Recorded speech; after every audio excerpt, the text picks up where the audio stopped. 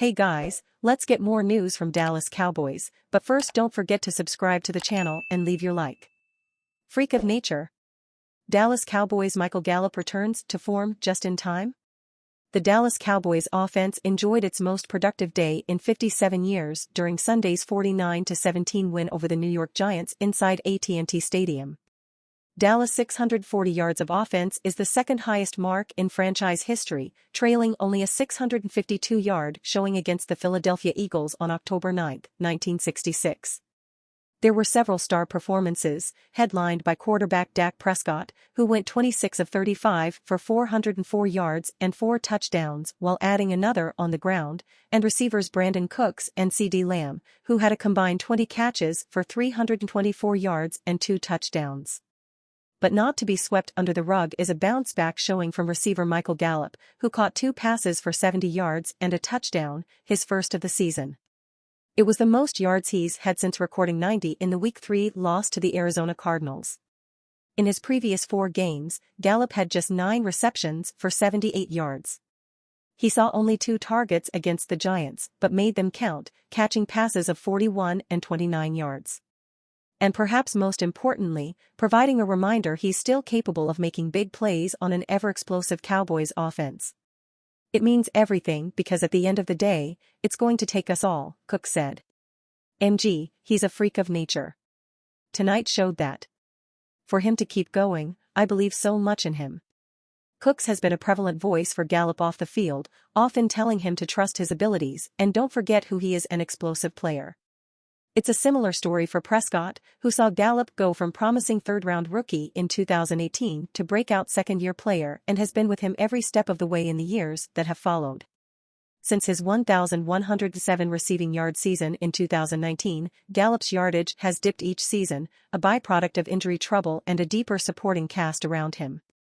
But during his descent, Gallup remained upbeat and was rewarded with a strong game Sunday in Arlington.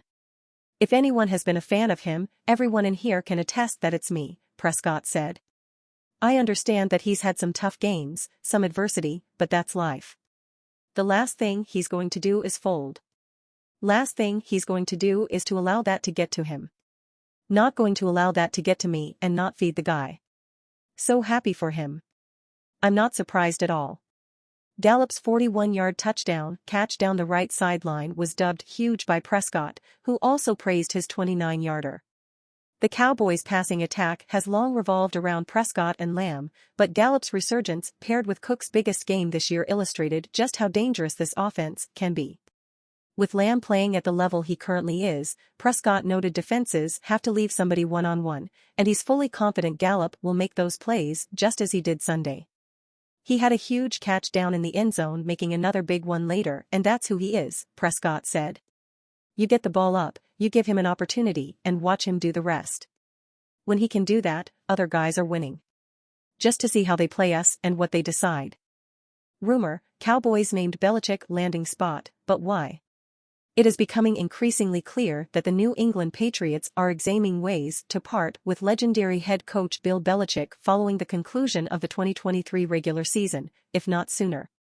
The Patriots' collapse now has them at an NFL worst 2-8 on the year following Sunday's dreary 10-6 loss to the Colts in Germany, and the team's owner is not hiding his unhappiness. This is our 30th year that I've had the privilege of owning this team, and I've never been 2-7, Kraft said before kickoff on Sunday morning. So it's really disappointing, and I hoped that things would be a lot better. This isn't what we were expecting to happen this year. So, let the irresponsible speculation begin, with CBS Sports taking a stab, having named 4 NFL teams' possible landing spots. And for reasons that should be obvious to you, dear reader, the story features as a primo landing spot the Dallas Cowboys.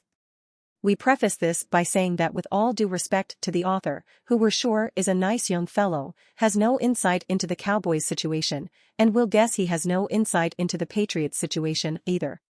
The Cowboys already have a roster ready-made for a Super Bowl run. One of the big concerns about this current team making a title run has been the coaching under Mike McCarthy. If he falls short of a deep playoff run once again, that could open the door for owner Jerry Jones to make the change.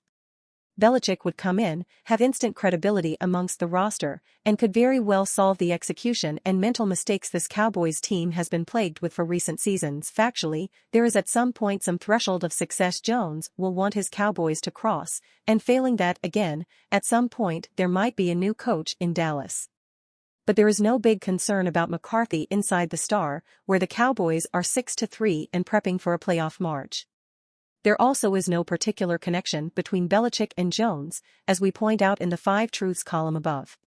That makes this, along with CBS Sports naming Washington, Tampa Bay, and the Los Angeles Chargers as other possible landing spots, nothing more than a wild guess. CeeDee Lamb shines in spectacular fashion. A record-breaking performance propels Cowboys to dominant victory over the Giants.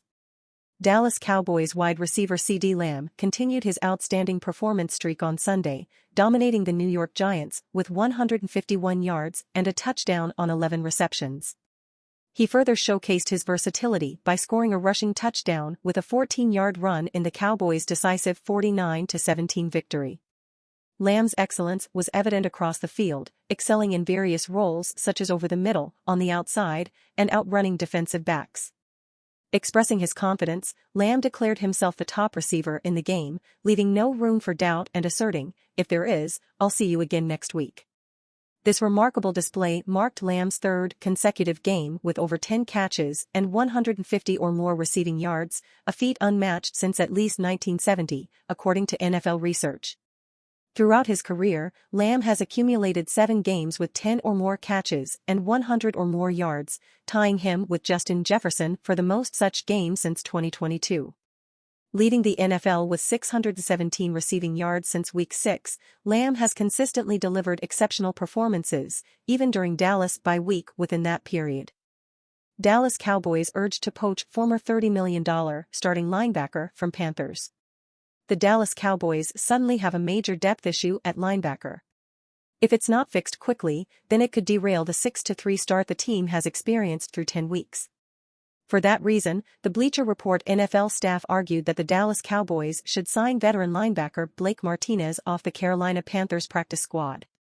Blake Martinez is a good downhill run stopper, the BR NFL staff wrote. He might struggle in coverage, but the Steelers don't have a lot of great options. Stealing Martinez from the Panthers practice squad might be as good as it gets. Martinez retired from the NFL in November 2022, but he returned to the league by signing with the Panthers practice squad on November 6. He is now in his 8th NFL season. Martinez has previous experience playing for the Green Bay Packers, New York Giants, and Las Vegas Raiders. The Giants signed him to a 3-year, $30.75 million contract ahead of the 2020 season. The Steelers have sustained 2 major injuries at linebacker in the past 2 games. First, Cole Holcomb suffered a season-ending knee injury in Week 9. On November 12, Quan Alexander tore an Achilles tendon, which will rule him out for the rest of 2023. And you fan, what do you think of the Blake Martinez situation? Leave your opinion in the comments.